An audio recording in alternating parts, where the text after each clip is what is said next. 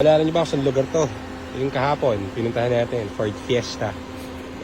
Siyempre, nagpa-quote muna sa iba si Sir. Hindi tayo kasundo kahapon. Pero yun, tumawag naman sila agad kinabukasan.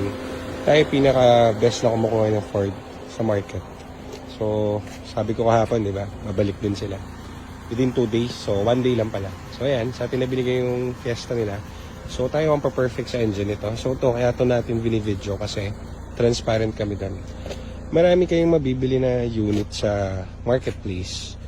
Parang ganito lang ang explanation doon eh. Yung mabibili nyo doon, lagay natin kunwari, ang health percentage ng mga nandun eh 30-40%, di ba? So, kapag nakakuha nyo yun, mga 30-40% na lang ang, ang health nun, nung kotse na ganun.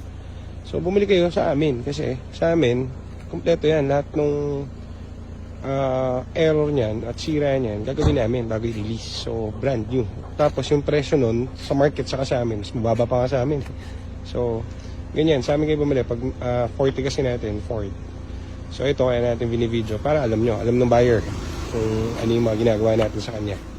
Okay, so transparent tayo dito. So, ito, meron tong issue na pina-overhaul nila yung top overhaul kaso sinabi naman namin in-advise namin sila na sablay yung gumawa. So,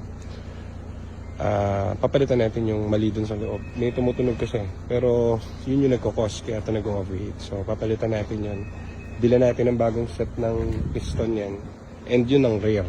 Sabi nila, di ba, ang mahal daw, matic. Hindi.